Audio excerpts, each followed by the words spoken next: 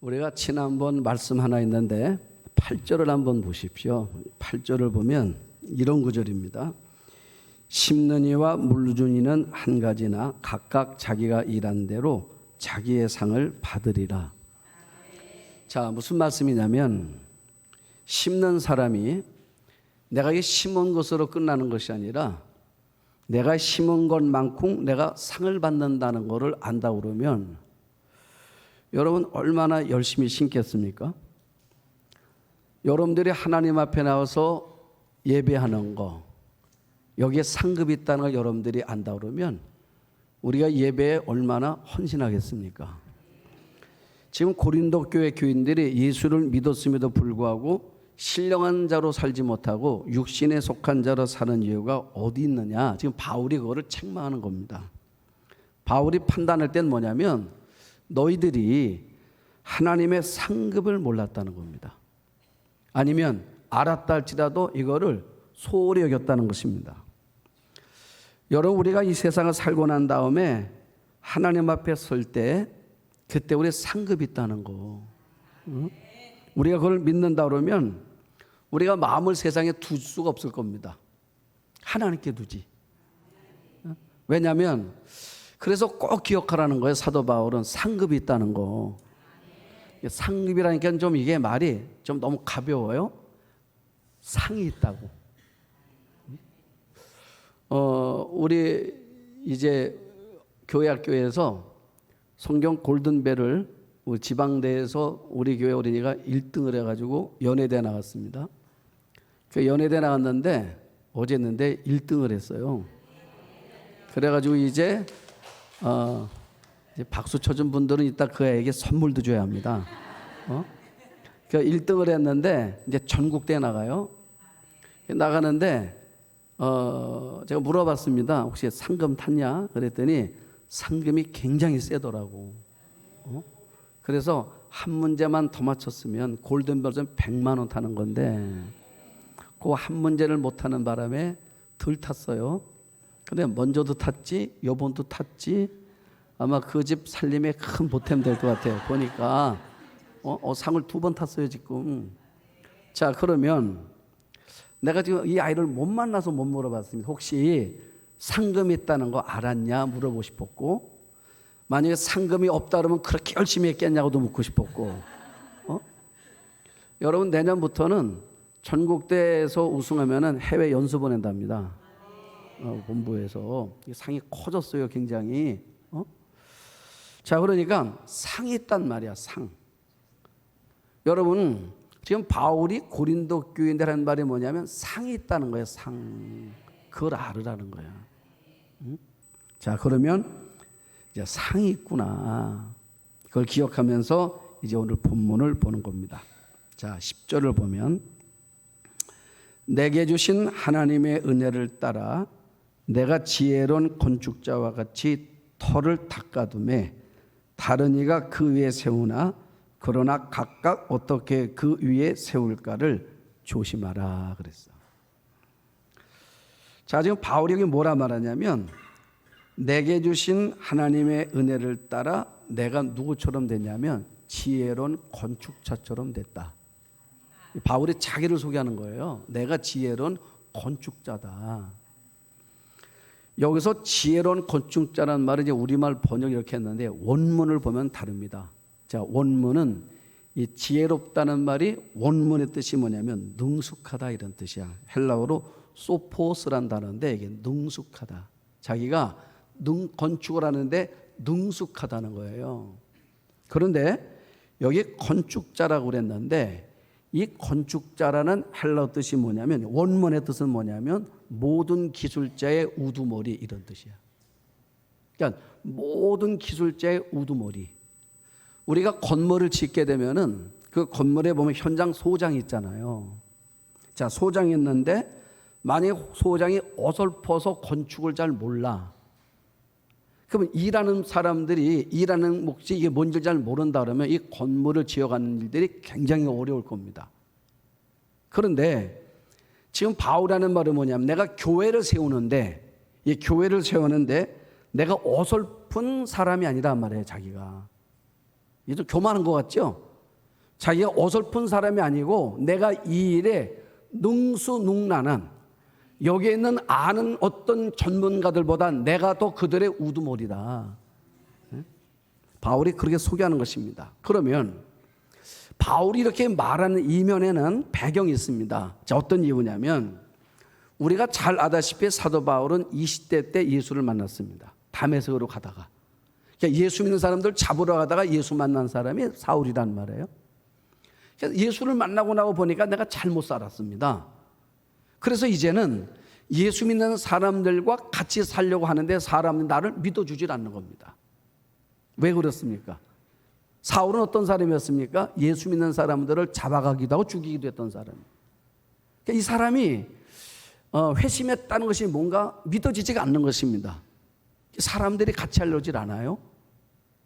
그래서 바울이 어쩔 수 없이 몰려오면 아라비아 광야로 나가는 겁니다. 거기 3년을 머물러요. 그 3년 동안 뭘 하겠습니까? 철저히 우리 보면 수동 같은 데 가서 이제 3년 동안 개인적인 영성 훈련을 하는 거예요. 3년 훈련을 했어. 그리고 나왔습니다. 여러분 3년 동안 홀로 영성을 훈련했다면 성령 충만하지 않았겠습니까? 또 원래 성경은 능통한 사람이잖아요. 그러니까 말씀에 대한 해석을 다시 하는 겁니다. 무엇으로요? 구약에 있는 이 모든 내용 속에 누가 다 보여? 이제는 예수가 보이는 거야. 예수가 그리고 나온 거예요. 복음을 전하려고. 그랬는데 유대인들이 이 사울이 어떤 사람입니까? 배신자란 말이에요. 사울을 죽이려고 그랬습니다. 사울이 여기 죽이려고 그러니까 잊지 못하고 고향으로 도망갔습니다. 13년을 머물러요. 그러니까 자, 이렇게 유리하는 생활, 이런 긴 세월들을 보선 16년을 보내는 거예요. 16년을. 그러다가 16년 지났을 때 바나바라는 사람이 등장해서 부르죠. 안디옥으로 같이 목회하자고.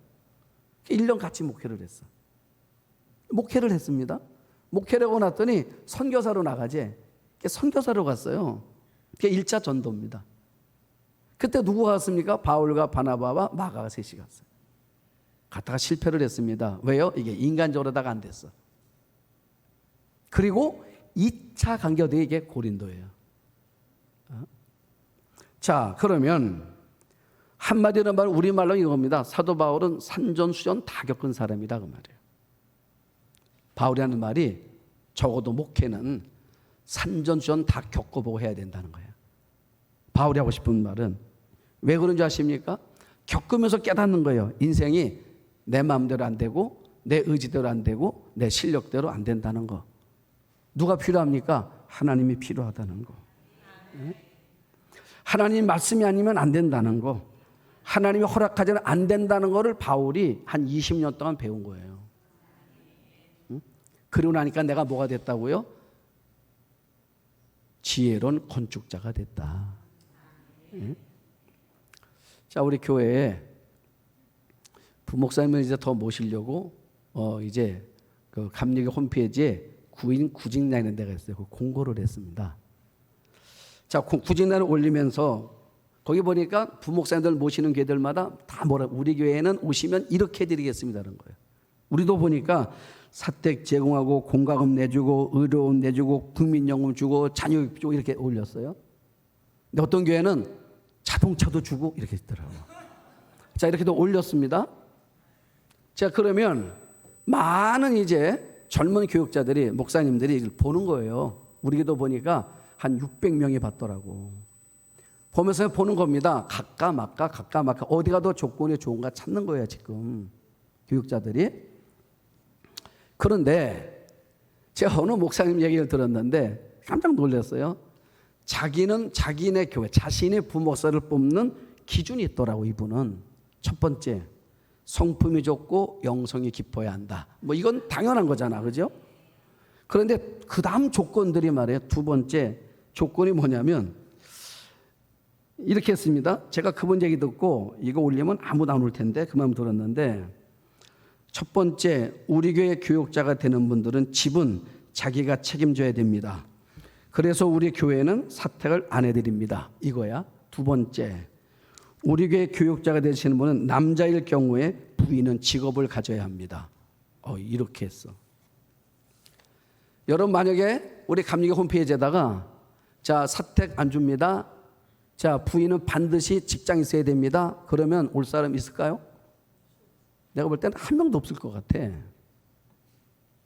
그러면 그 왜 이 교회는 이렇게 부목사 조건을 이렇게 했습니까? 했더니 이유가 뭐냐면 여러분 이 세상에 사는 사람들이 얼마나 애쓰고 땀 흘리고 수고하며 사는지 이렇게 살아보지 않으면 인생을 모른다는 거예요. 인생을 알지 못하면 하나님의 말씀을 나눌 수가 없다는 게 이분의 지론이야.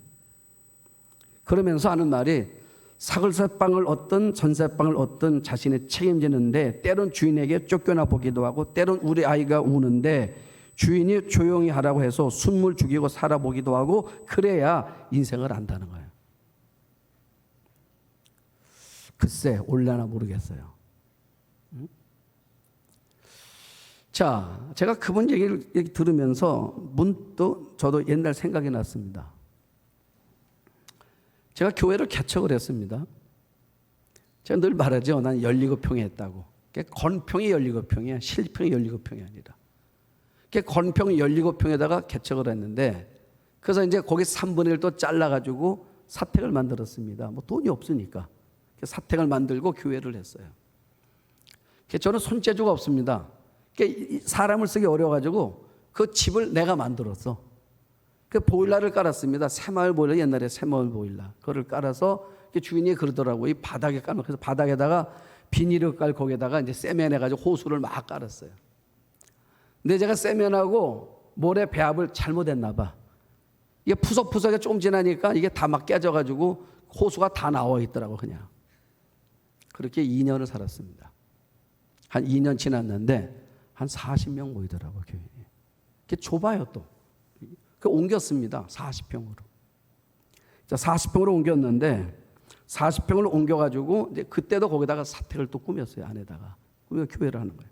2층 건물인데 아래층은 갈비집이 있어요. 그래서 낮 저녁으로 갈비 냄새가 2층으로 매일 올라와. 갈비 냄새가. 그런데 건물이 너무 오래된 옛날 스라브 건물이에요. 옛날 건물이에요. 우리가 2층에 있다 보니까 여름 되면 얼마나 더운지 몰라. 그 햇빛이 말이에요. 햇빛 얼마나 뜨거운지 몰라. 그게 건물이 올해 겨울은 너무너무 추워요. 겨울은 춥고 여름은 더운 거야. 그래서 우리 아이가 여름에는 땀띠가 걸려가지고 온몸이 빨개. 겨울 되면 매일 감기로 살아요. 거기다가 4년을 살았습니다. 거기서 4년을 지나고 나니까 우리 교회가 좀 부흥이 돼가지고 건물을 매입을 했어요. 자, 건물을 매입하면서 처음으로 사택을 얻어봤어. 처음으로 바깥으로 나갔어요. 그때 방 2개, 화장실 하나 있는 사택을 처음으로 얻었습니다. 그 전까지는 상가에 살았기 때문에 화장실이 집 안에 있는 화장실을 처음 겪어보는 거예요. 상가 건물이다 보니까 화장실이 항상 바깥에 있습니다. 그러니까 그 상가 쓰는 사람들은 같이 쓰는 거예요. 화장실을. 그렇게 썼어요.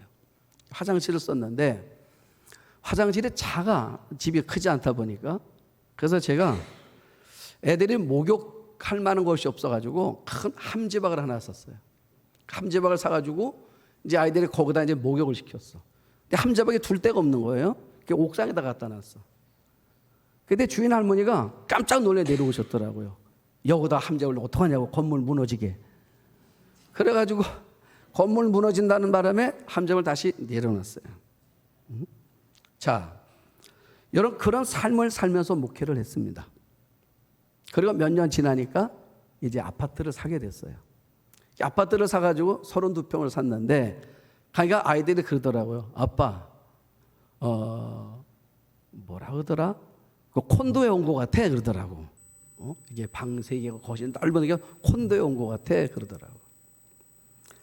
여러분 목회가 그렇게 살아왔어요. 아마 저희 시대에는 대부분 이렇게 했을 겁니다. 목회를. 그런데 그분은 지금도 그걸 원하더라고. 그 다음에 부인은 왜 취급을 얻어야 됩니까? 그랬더니 그래야 부인이 세상이 어려운 줄을 안대. 제가 이제 속으로 말했습니다. 이 교회 부목 구하기 무지하게 어려울 거다. 자, 여러분 바울이요. 이런 산전선을 다 겪고 나면서 깨닫는 고백이 있습니다. 그게 뭐냐면 내게 주신 하나님의 은혜에 따라라는 말을 쓰는 거예요. 이게 무슨 말인지 아십니까? 하나님의 은혜 없으면 안 되더라 그 말이에요. 예? 저도 목회를 그렇게 해왔단 말이에요. 38년을. 자, 하다 보니까 이제 깨닫는 게 뭐냐면 이 말이 맞는 거예요. 하나님의 은혜 아니면 안 되더라는 거야. 예? 그러니까 바울이 왜 이런 거를 경험하고 겪어야 되는 거냐면, 겪으면서 뭘 배우는 거냐면 하나님의 은혜가 아니면 안 된다는 거를 배워야 된다 그 말이에요. 그러면서 그래서 바울은 하는 말이 뭐냐면 내게 준 하나님의 은혜에 따라 내가 지혜로운 건축자와 같이 터를 닦았다는 거예요. 터를. 그리고 뭐란 말합니까? 다른 이가 그 위에 세우나 그러나 각각 어떻게 그 위에 세울까를 조심하라. 자, 이게 무슨 말이냐면 지금 바울이요 전임자와 후임자 얘기하는 겁니다. 지금 고린도 교회가 왜 문제가 생겼습니까? 지금 바울이 1대 단임자고 2대 단임자가 누구라고 그랬습니까? 아볼로라는 말이에요. 그래서 고린도 교회 안에 바울파, 아볼로파가 생겼다. 파벌이 생겼어. 자, 그러면서 이 전임자와 후임자가 문제가 생겼기 때문에 바울이라는 말이 뭐냐면 내가 지혜로운 건축자와 같이 터를 닦아둠에, 내가 터 닦았단 말이에요. 이 내가 닦은 위에 다른 이가 그 위에 세우나, 이게 아볼로 얘기란 말이에요. 세우나 그러나 각각 어떻게 그 위에 세울까를 생각하라는 거야. 네? 어떻게 세울까를. 자, 여러분 아마 우리 한국 교회에 많은 갈등들이 있어요. 일반적으로 보면 전임자가 이제 보면 떠난 뒤에 후임자가 옵니다. 그때 두 가지 이유 때문에 교회가 대립하거나 분란이 일어나는 경우예요. 하나는 뭐냐면 첫 번째로는 전임자가 임기가 끝났음에도 불구하고 퇴장하지 않는 겁니다. 여러분 만사는 하나님의 때가 있습니다. 우리 한번 아멘 합시다. 네? 심을 때가 있고 거둘 때가 있고 입장할 때가 있고 퇴장할 때가 있고 태어날 때가 있고 죽을 때가 있습니다. 그러니까 하나님께서 퇴장할 때를 정해주면 퇴장해야 되는 것입니다. 네? 그런데 내가 깨끗하게 퇴장하지 못하기 때문에 당신이 애써서 쌓아 올린 공든탑을 허무는 분들이 주변에 얼마나 많은지 몰라요. 두 번째 분란 일환이 뭐냐면 전임자 문제입니다. 후임자 문제입니다. 자, 바울이 뭐라 말합니까? 내가 지혜로운 건축자와 같이 터를 닦았다는 거예요. 이걸 다 무시하면 안 된다는 거죠. 그러니까 후임자는 뭐래 됩니까? 전임자가 이 터를 어떤 목적과 어떤 의미와 어떤 심정으로 세웠는지를 기억하고, 우리 한번 아멘. 그걸 인정하지 않기 때문에 부정하니까 문제가 되는 거다 그 말이에요. 그래서 우리가 성경은 족보라면 족보가 나옵니다. 여러분 족보가 뭔지 아십니까? 여러분 족보가 뭐냐면 단절이 아니라 계승이란 뜻이야. 그래서 아브람과 이삭과 야곱과 요셉 이렇게 이어가는 거란 말이에요. 그러니까 전임자가 후임자가 와서 전임자의 세웠던 모습들을 보면서 가져갈 건 뭐냐면 계승이란 걸 놓치면 안 된다 그 말이에요. 무조건 부정하면 안 된다는 것입니다. 여러분 무조건 부정하기 때문에 어려운 거예요. 나라도 마찬가지입니다. 여러분 나라도 마찬가지인 거예요. 국가가 경영하는 데 있어서 무조건 부정하면 안 된다는 것입니다. 우리 한번 아멘. 이게 안 되니까 우리 사회가 지금 이렇게 어려운 거예요. 그게 협치가 안 되는 겁니다. 왜 안 되겠습니까? 내 거를 다 부정하는데 협치가 되겠습니까? 여러분 바울의 이 두 부분을 이야기를 하는 것입니다. 자, 그러면서 11절에 보면 11절에 이 닦아둔 것 외에 능히 다른 터를 닦아둘 자가 없으니 이 터는 건 뭐라고요? 예수라는 거예요. 이건 바꾸면 안 된다는 것입니다. 그러니까 바울이 하는 말이 뭐냐면 내가 닦은 터는 예수다. 여러분 이걸 바뀌면 안 된다는 거예요. 여러분 교회도 마찬가지입니다. 딴 거는 다 바꿔도 예수가 바뀌면 안 되잖아요. 바뀌면 안 된다는 것입니다. 여러분 나는 우리 교회가 예수 그리스도 터 위에 세워지는 교회가 될 수 있기를 소원합니다. 여러분의 가정도 마찬가지입니다. 여러분들의 가정도 예수 그리스도 토위에 세워지는 가정 되시기를 바랍니다. 그렇지 않으면 문제가 생겨요. 지금 바울이 그거를 지적하고 경계하는 것입니다. 지금 바울이 오늘 우리에게 어떤 집을 지으라고 말씀하는 거냐면 예수 그리스도의 기초를 둔 믿음의 집을 지으라는 것입니다. 그런데 많은 사람들이 예수 그리스도를 외에 다른 것으로 집을 지으려다는 거예요. 예수 그리스도 외에 다른 것을. 그래서 금이나 은이나 나무나 이런 나오지 않습니까? 그러니까 보석이나 풀이나 지푸로 이 터를 세우려고 한다는 거예요. 그게 무너지는 거예요. 여러분, 교회는 다른 터가 없습니다. 오직 예수 그리스도 위에 세워줘야 되는 거라고 말해요. 그래서 예수님께서 산상수훈에 뭐라 말씀하시냐면 모래 위에 지은 집이 있고 반석 위에 지은 집이 있대요. 두 집이 있는데 모래 위에 집을 졌는데 너무너무 아름답게 졌대요. 집을. 아름답지 않습니까? 건축을 잘했다는 것입니다. 화려하게 졌다는 거예요. 남들이 볼 때마다 참 다시 보고 싶을 정도로 그런 집을 졌다 그 말입니다. 근데 문제는 뭐냐면 터가 잘못됐어요. 터가 뭐였습니까? 모래래요. 여러분, 모래래요. 그러면 평상시는 모릅니다. 평시엔 몰라요. 그냥 사람들이 잘 졌다 좋겠다고 말합니다. 그런데 이게 언제 알아요? 바람이 불고 홍수가 나고 그러면 어떻게 하면 이 집이 기초가 모래이기 때문에 와르르 무너지더라는 거예요. 여러분, 우리 삶의 기초가 예수에게 안 두면 이 땅을 살아가면서 제가 여러분 말씀드렸죠. 살아가면서 보면 삶에다 자꾸 목적을 두면 우리가 시험 들 일이 참 많다고. 제가 말씀드렸죠. 나 요새 시험 들어서 지금 풀렸어요. 시험 들었었는데 풀렸습니다. 사실 풀렸는데 왜 시험 들었냐면 세상 것 때문에 시험 들었어요. 내가 하나님 앞에 기도했고 이렇게 선두했고 이렇게 대받고 했는데 하나님께서 딱 들어줘야 되는데 안 들어줬단 말이에요. 그게 시험 든 거예요.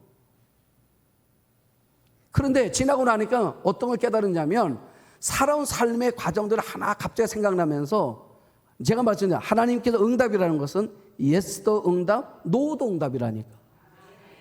네? 때로는 웨이팅도 응답이란 말이에요. 자, 왜냐? 지나고 나고 보니까 그때 안 돼가지고 속 끓였던 것들이 지나고는 깨달은 게 있다니까요. 잘 된 거더라고. 그때는 몰랐었는데 여러분 지나고 나니까 잘 된 거더라고요. 믿어지십니까? 네? 우리 둘째가 취준생이라고. 여러분 취준생 아시죠? 우리 장로님들 연세가 많으셔서 자녀들이 이미 다 이제 직접 모르시겠는데 우리 둘째가 취준생을 1년 반을 했어요. 그거 참 힘들어 봐주는 거. 아침만 되면 색 둘러매고 나가요. 카페를 가고 도서관 간대. 이제 취업 준비를 하는 겁니다. 여기도 원서 넣고 저 넓어요. 놓으면 꼭 서류가 됐대. 1차까지 돼. 꼭 2차까지 돼. 그리고 그 다음에 자꾸 안 되는 거야. 여러분, 그 도와주는 부모 마음도 참 힘들더라고. 그런데 한 번은 이제 한 군데를 넣었는데 계속 되는 거예요. 최종이 됐어. 근데 최종 됐는데 예비가 된 거야. 예비가 3명 있더라고. 그러니까 합격된 아이 중에 3명이 나가야 우리 아이가 들어가는 거예요. 하는 말이 이번에 될 것 같대. 애들이 나가고 자기가 들어갈 것 같대요. 그렇다고 그러면서 얘가 그 다음 주 월요일 날 연수 들어간다고 자기 예비 합격인데 연수 간다고 머리도 했어. 옷도 샀어. 그랬는데 마지막 날 봤는데 안 됐어요. 응? 얘도 시험 들고 저도 시험 들고. 근데 왜 시험은 하나님께 드나 몰라. 우리가 잘 못해놓고 그랬어요. 그런데 이제 직장을 다니면서 더 훨씬 잘 됐습니다. 더 좋은 데를 갔고. 그런데 얼마 전에 저보고 이런 말이에요. 아빠, 그때 나 예비 합격 됐던 데 있지. 왜? 그랬더니 거기 구조조정한대. 그러니까 하나님께 그 말을 듣는데 저는 미안하더라고.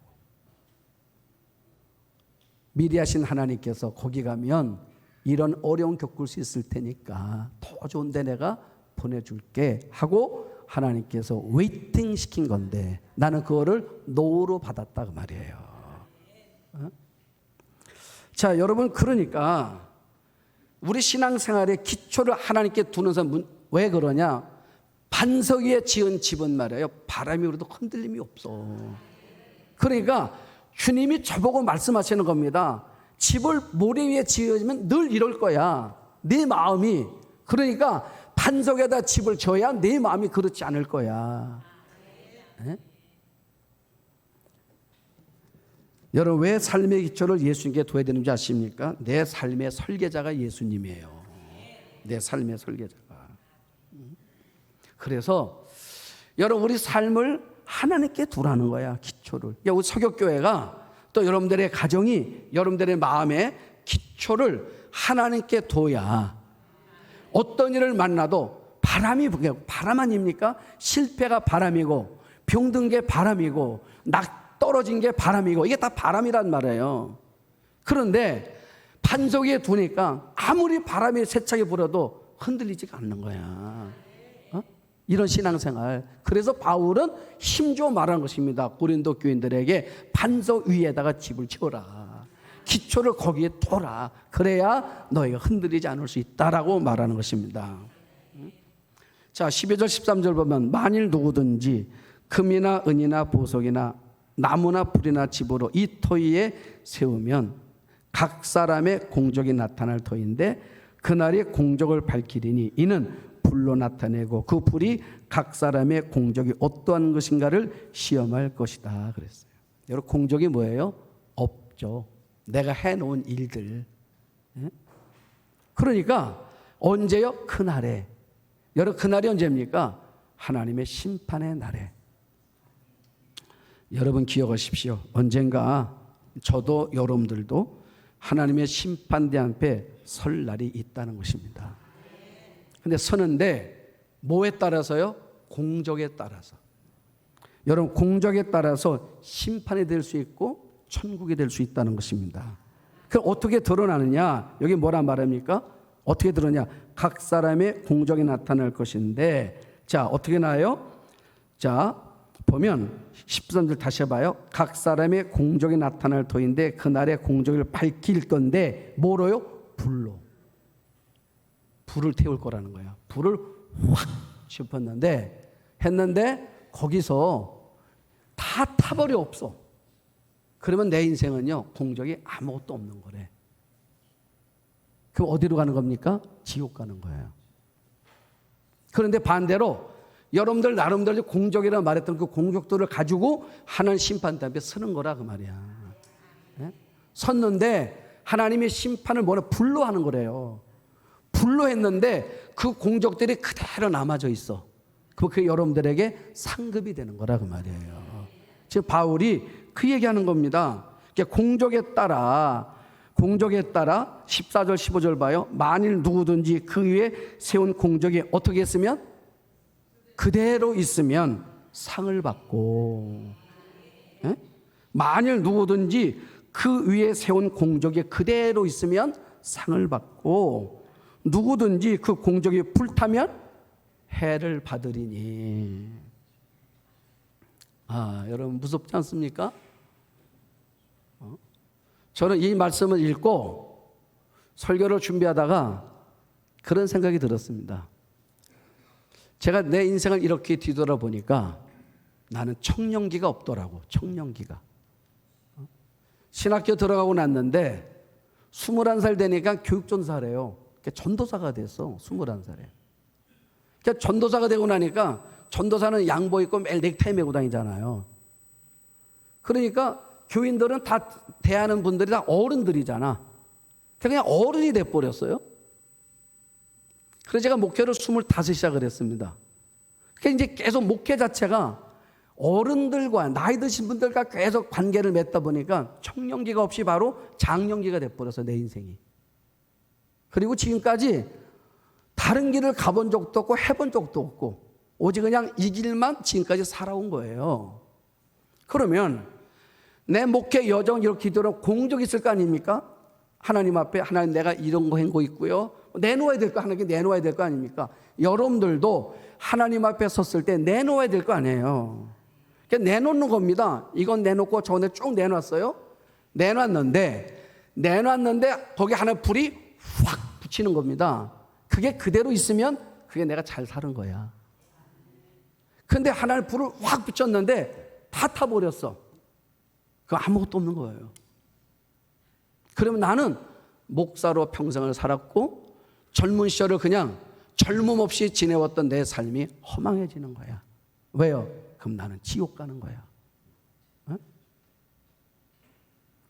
여러분 저만 그런 겁니까? 여러분들이 하나님 앞에 평생을 헌신하고 살았습니다. 물질로 헌신했고요. 마음으로 헌신했고요. 몸으로 헌신했습니다. 그런데 마지막 그게 여러분 삶의 공적이라고 믿고 살아왔단 말이에요. 그거를 막상 내놨는데 하나님 심판대 선대대 심판의 불이 확 붙였는데 그게 하나도 없어. 그럼 여러분 잘못 산 거예요. 우리 그렇게 살면 안 되잖아. 네? 여러분 바울이요. 이거를 누가 연상하며 쓴 거냐면 이거 론 얘기입니다. 론 얘기하는 거예요. 아브라함의 조카 롯. 자, 아브라함과 롯이 부자가 됐습니다. 그래서 이들이 뭐라는 거냐면 양떼 이들이 이제 목 추고 보는 사람들이잖아요. 너무 잘 되는 거야. 이 양도 많고 소도 많고 염소도 많고 그 같이 한 공간에서 살 수가 없는 겁니다. 헤어지게 됐어요. 근데 조카 롯 보고 아브라함이 작은 아버지입니다. 작은 아버지가 말하는 거야. 야, 우리 같이 있을 수가 없다. 그래서 서로 다투기 쉬우니까 우리 헤어지는데 내가 선택해. 내가 동쪽으로 가면 내가 남쪽으로 갈게. 내가 서쪽 가면 내가 북쪽으로 갈게. 그랬더니 롯이 이렇게 보니까 소할 땅, 그게 바로 소돔 고모라입니다. 소할 땅을 보니까 성경에 이렇게 말해요. 물이 풍부하고 그리고 에덴 동산 같더라. 목축하기에 가장 좋은 곳이야. 거기를 선택했어. 지혜로운 사람이죠. 지혜로운 사람입니다. 그러니까 선택을 잘하는 거잖아요. 우리가 누가 부자가 됩니까? 보면 땅을 샀는데 선택을 잘해서 앞으로 이 땅이 지금은 쓸모없는 것 같아도 나중에 쓸모있다고 잘 그거를 땅을 볼 줄 알면 부자 되는 거잖아요. 그런 얘기란 말이에요. 그래서 갔는데 부자가 됐어. 말 그대로. 부자가 되니까 말이에요. 이 소할 땅 사람들이 그 롯을 어떻게 대우했냐면 성루에 앉았어. 성루. 이게 성루에 앉았는 무슨 말이냐면 그 지역에 이제 그 유력자다. 그런 뜻이야. 자, 그러니까 그 지역에 유지가 됐단 말이에요. 유지가 됐어요. 그러니까 그 지역에서는 가장 부러움을 받는 사람이야. 성공한 사람이에요. 돈도 제일 많아요. 돈도 많지요. 또 사람들에게 또 이렇게 그 존경도 받지요. 가정을 이루었는데 딸도 둘 낳습니다. 딸도 둘 있어요. 부족함이 없어. 그런데 오늘 하나님께서 소돔 고모라를 심판했습니다. 뭐로요? 이게 바로 불이야. 불로 심판하니까 롯이 그동안 쌓아놓았던 모든 재산과 모든 명예와 모든 인기가 한순간에 다 불에 다 타서 공적이 하나도 없어진 거야.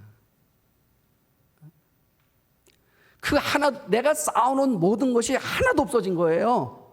그게 너무너무 안타까워서 뭐 했어요? 그 아내가 너무 속상해서 뒤돌아봤다니까. 어떻게 됐습니까? 소금기둥 됐어요. 다시 바꿔 말하면 롯은 호레비가 됐다 그 말이야. 아내가 죽었어요. 여러분 뒤돌아보니까 아무것도 없는 거야. 바울이 말합니다. 왜 그런 줄 아느냐? 내 삶의 출발이 틀렸어 그 말이야. 우리 삶의 출발이 예수여야 되는데 예수 없이 출발했다 그 말이에요. 그러니까 예수 없이 출발했기 때문에 쌓아놨던 모든 것들이요. 발 한 번 부니까 흔적도 없이 다 사라진 거야. 여러분 그런 인생이 얼마나 많은 줄 아십니까 지금? 전의 말씀을 보면서 어떻게 살아야 되겠는가? 우리가 없어질 곳에, 불 한 번 불면 흔적도 없을 곳에 내 인생을 걸고 살 건가? 아니면 어제도 변함없고 오늘도 변함없으시고 내일도 영원토록 함께 계실 우리 주님 예수 그리스도에게 내 삶의 기초를 두고 내 삶을 살아갈 건가? 예? 여러분, 우리 삶의 출발은 예수입니다. 항상 우리가 출발점 있잖아요. 육상을 띱니다. 자, 준비했어요. 한 선수가 쏘기 전에, 스타트 하기 전에 나갔습니다. 그럼 다시 출발해야 돼요. 어디로 와요? 출발선으로 다시 와야 되는 거야. 우리 삶의 출발선은 언제나 항상 예수예요. 예수께 와서 다시 출발하는 것입니다. 거기서부터 세워가는 게 그게 내 삶의 진정한 공적이고 업적이고 내 삶의 간증이라 그 말이에요. 그 외에는 다 소용없는 거예요. 바울은 소용없는 것에 마음을 쏟고 서로가 갈등하고 거기에서 우리가 나누어지고 그럴 거 없다는 것입니다. 우리의 삶은 변함없는 그리스도에게 내 삶의 기초를 두고 살아가는 삶. 이 삶이 우리 모두의 삶이 되기를 주의 이름으로 축복합니다. 기도하겠습니다.